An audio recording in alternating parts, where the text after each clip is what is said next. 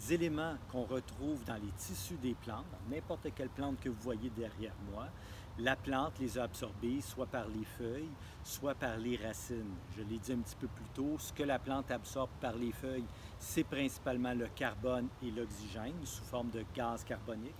Par les racines, la plante va absorber d'abord de l'eau qui contient de l'hydrogène et de l'oxygène, donc le CO2 qui rentre par les feuilles et le H2O qui rentre par les racines.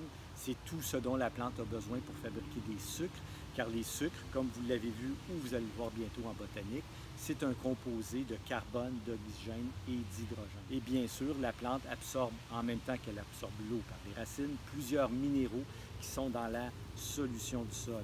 Dans une forêt, c'est la décomposition de la matière minérale et de la matière organique qui va libérer des minéraux. Et quand la pluie tombe, elle va solubiliser ces minéraux-là et les amener vers les racines des plantes. Si on est dans un potager ou une plate-bande, là, c'est différent. Très souvent, on va apporter des éléments nutritifs sous forme d'engrais naturels ou synthétiques pour s'assurer que les plantes ne manquent de rien. Dans une forêt, personne ne fertilise, mais ça arrive tout de même que les plantes peuvent manquer de certains éléments s'ils sont moins présents dans le sol. Comment ça fonctionne pour le reste? Bien évidemment, rien ne se perd, rien ne se crée, tout se transforme.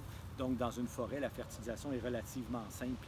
Les plantes vont absorber les minéraux en même temps qu'elles absorbent de l'eau par les racines, évidemment le gaz carbonique par les feuilles. Avec ça, la plante va fabriquer des tissus, elle va faire des feuilles, des fleurs, des fruits.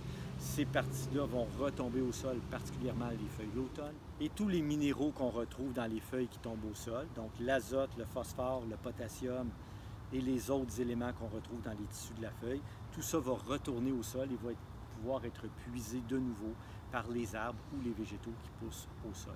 Donc c'est ainsi que les éléments nutritifs se recyclent dans une forêt, alors que comme je disais, dans un potager ou une plate-bande, c'est un petit peu le même phénomène, mais surtout, c'est l'apport d'engrais qui va permettre aux plantes de se nourrir correctement.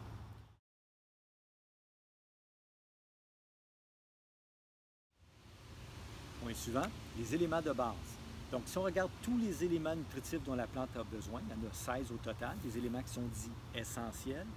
Les plantes consomment beaucoup plus que 16 éléments nutritifs, mais ces 16-là, elles ne doivent absolument pas en manquer. C'est pour ça qu'on dit que c'est des éléments nutritifs essentiels. On les divise en 4 groupes, en 4 catégories. Le premier groupe, c'est les éléments de base. Pourquoi les éléments de base? Parce qu'ils constituent le squelette, la base des tissus de la plante. Je disais tantôt, à eux seuls, ces 3 éléments-là, le carbone, l'oxygène et l'hydrogène, forment 94 % du contenu de la plante.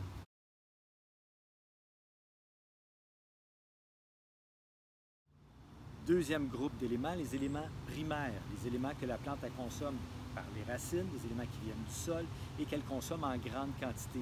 C'est l'azote, le phosphore et le potassium, le fameux NPK qu'on retrouve sur les formules d'engrais. Donc ces éléments-là, que ce soit dans la nature ou que ce soit dans un potager, une plate-bande dans laquelle on applique de l'engrais, ces éléments-là, la plante elle en a besoin en bonne quantité. Une fois qu'elle a pris ces éléments de base, les éléments primaires, c'est le deuxième groupe d'éléments le plus important, donc l'azote, le phosphore et le potassium.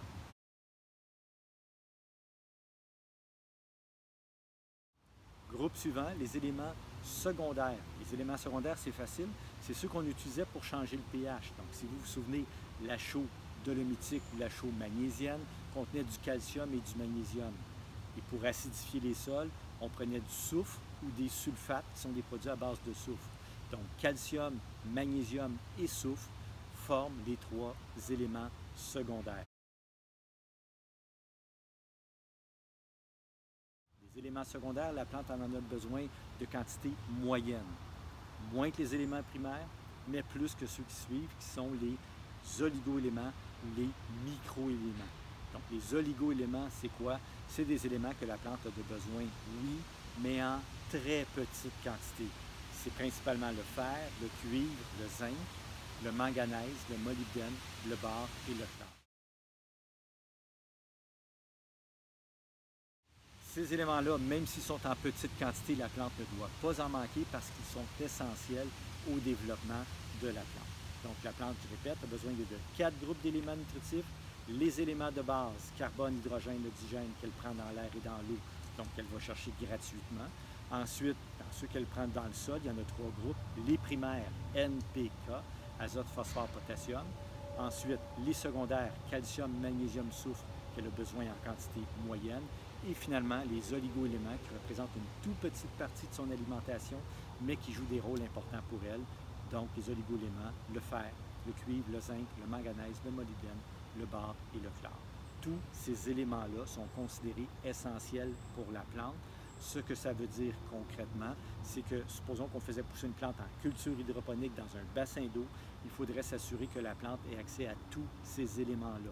Le gaz carbonique, elle pourrait le prendre dans l'air. L'eau, évidemment, si elle trempe dans un bassin d'eau, il n'y a pas de problème. Les autres éléments, primaires, secondaires et oligo, doivent tous être présents en quantité suffisante, sinon la plante ne poussera pas bien. Maintenant, qu'est-ce qui se passe pour des plantes comme ici qui poussent dans la forêt? Est-ce que les plantes ne consomment que les 16 éléments que je viens de vous nommer? Pas du tout. Les plantes peuvent consommer, selon certains, 30, 40 et même plus d'éléments nutritifs. Les 16 dont je viens de parler sont des éléments essentiels.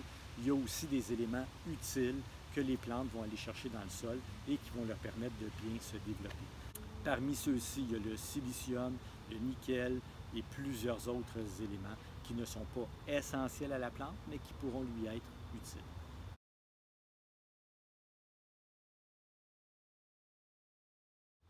Parmi les 4 groupes d'éléments nutritifs qu'on vient de voir, le carbone, l'hydrogène et l'oxygène, les fameux éléments de base, ils servent à quoi? Ils servent évidemment à faire des sucres, mais ils servent aussi à faire des gras et des protéines. Donc, c'est des substances essentielles à la vie. Ce que ça veut dire concrètement, c'est qu'avant de penser mettre de l'azote, du phosphore et du potassium, des éléments secondaires et des oligo-éléments en grande quantité dans notre sol, il faut s'assurer qu'il y a suffisamment de gaz carbonique dans l'air et d'eau pour les racines. Les éléments de base sont évidemment très importants pour la croissance des plantes. Il ne faut pas les négliger, il ne faut pas penser seulement aux engrais, il faut penser à s'assurer qu'il y a suffisamment de gaz carbonique et d'eau. Dans une forêt, le gaz carbonique, ce n'est pas un problème, il y a du gaz carbonique partout dans l'air, mais quand on fait pousser des plantes dans une serre, si la serre elle est fermée, mal ventilée, étanche, bien, le gaz carbonique va finir par diminuer et quand il y a moins de gaz carbonique dans l'air, évidemment, la photosynthèse va ralentir. Concrètement, il y a des producteurs en serre qui vont injecter du gaz carbonique, qui vont enrichir l'air des serres en gaz carbonique pour augmenter le phénomène de photosynthèse.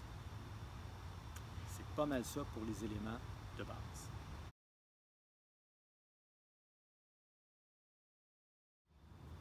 Point suivant, absorption des éléments nutritifs.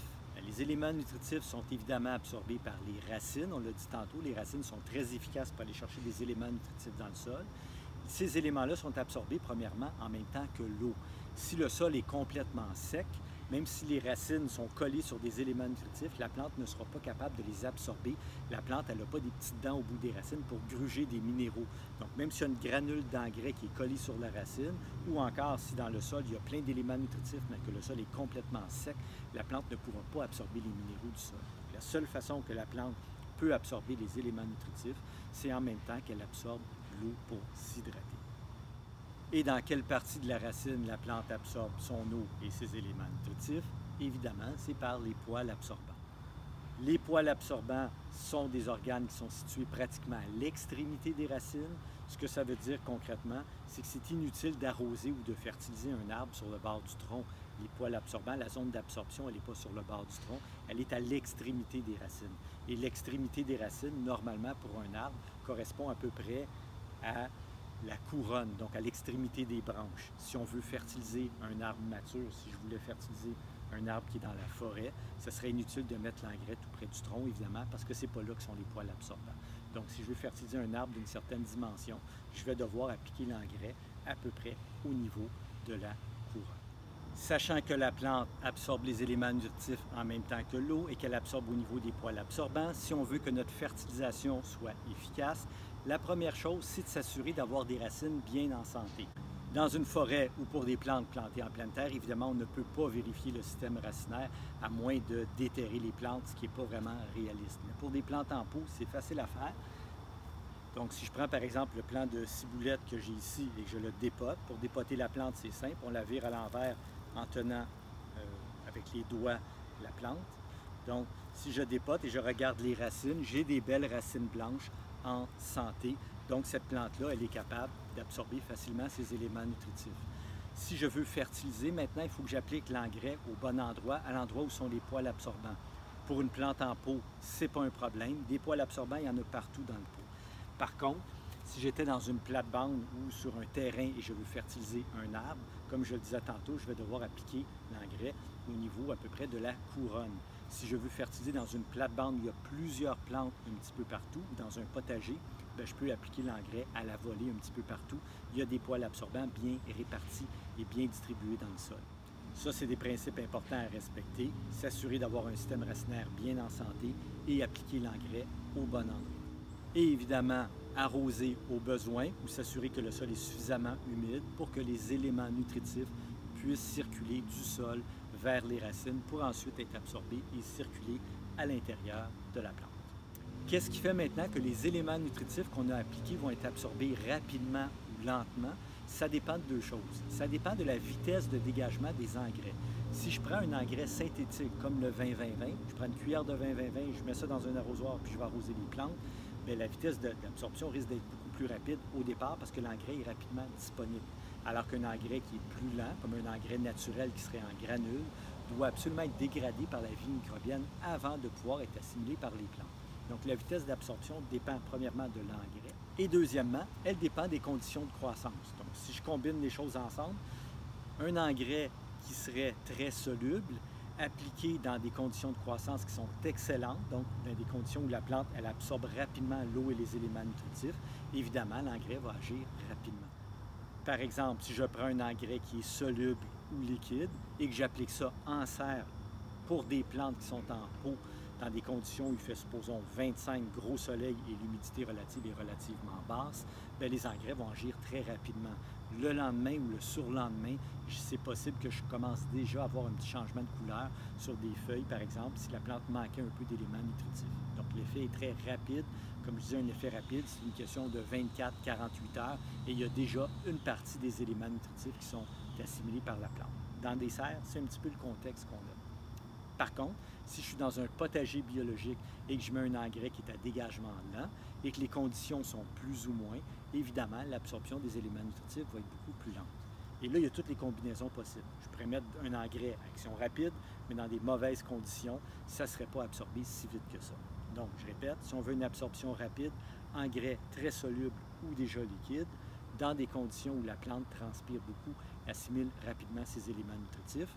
Action lente, un engrais à dégagement lent, dans des conditions qui sont moins bonnes. Évidemment, l'absorption pourrait prendre quelques semaines, par exemple. Quels sont les facteurs qui vont faire que l'absorption va être plus rapide ou lente? Quand je parle des conditions générales, plus la température est élevée et plus l'humidité relative est basse, plus la plante va absorber rapidement ses éléments nutritifs, tout simplement parce qu'elle transpire plus vite. Plus vite la plante perd de l'eau par les feuilles, plus vite elle doit compenser et absorber par les racines. Et comme je disais tantôt, en même temps que la plante s'hydrate, les éléments nutritifs vont entrer par les racines. Donc, dans des serres, au mois de mai, quand les conditions sont excellentes, si on met un engrais qui est soluble, l'absorption peut être très rapide, comme je le disais tantôt. Ça pourrait être en une journée ou deux et on a déjà un impact. Par contre, dans la même serre, si on est au mois de janvier et que c'est très nuageux et que c'est un peu frais dans la serre, même si on applique un engrais à absorption rapide, ça peut prendre plusieurs jours avant que la plante puise les éléments nutritifs parce qu'évidemment, dans la serre, s'il fait moins chaud et que l'humidité relative est plus élevée, la plante transpire moins vite. Si elle transpire moins vite par le haut, elle absorbe moins rapidement par le bas. Donc, la vitesse d'absorption des engrais varie beaucoup selon, premièrement, le type d'engrais et surtout selon les conditions dans lesquelles la plante se trouve. Beaucoup de lumière, température élevée, humidité relative basse va faire en sorte que les éléments rentrent rapidement. L'inverse, peu de lumière, température relativement basse ou moyenne et avec un taux d'humidité élevé, la plante transpire moins vite et forcément, elle assimile moins rapidement ces éléments nutritifs. Donc, si vous voulez stimuler l'absorption d'éléments nutritifs chez vos plantes, bien, vous savez quoi faire. On augmente la lumière, on augmente la température et on baisse l'humidité relative. On peut même mettre un petit peu de vent pour bouger un petit peu les feuilles et les éléments vont rentrer encore plus rapidement par les racines. On va avoir un effet plus rapide des engrais, si c'est ce qu'on souhaite, évidemment.